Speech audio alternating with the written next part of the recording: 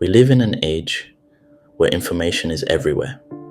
You can learn how to build a brand, bake sourdough, heal your anxiety, or train for a marathon, all before lunch. Knowledge is at our fingertips. We're drowning in it, but knowing isn't doing. That's the quiet gap no one likes to talk about. We don't fail for lack of advice. We fail for lack of belief, for lack of motion, for lack of someone whispering, "Yes, you're on the right path. Keep going." Because that's what we really need most days. Not another PDF, course, or strategy, but a reminder. A nudge, a voice saying, "You're not crazy. This matters. You can do it." As James Clear wrote, most people need consistency more than they need intensity. We need someone to walk beside us, not shout new facts from a mountaintop. Most people don't need new information. They need confirmation.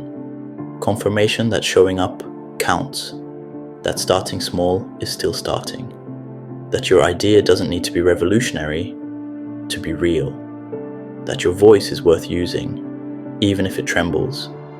Sometimes we stumble across a quote and it feels like a door clicking open, but most of the time, it's not because the quote is new.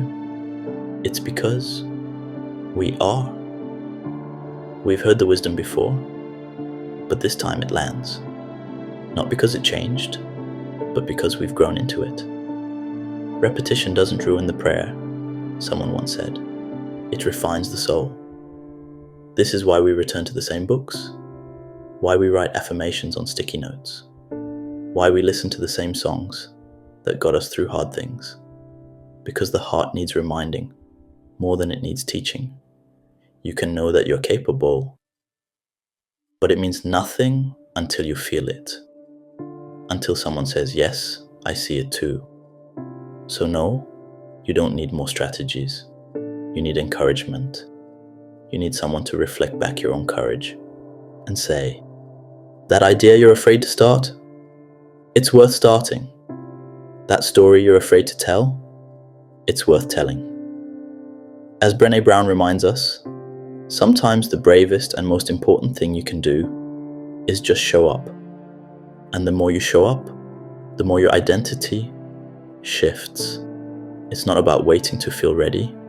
It's about becoming someone who does the thing anyway. You don't need to be loud or polished or perfect. You need to begin again and again. No one builds a life or a body of work in a single burst. It happens in tiny, consistent acts. Quiet mornings, misspelt drafts, doubtful days, late nights, stillness, practice. You don't have to be extraordinary. You just have to keep going. The real key to habit change is identity change, Clear wrote again. An identity doesn't shift by what you plan to do. It shifts by what you actually do, especially when no one's watching. So write the thing, say the words, start the project, make the art. Not because the world needs more noise, but because someone out there needs your signal, your honesty, your reminder, and maybe today that someone is you.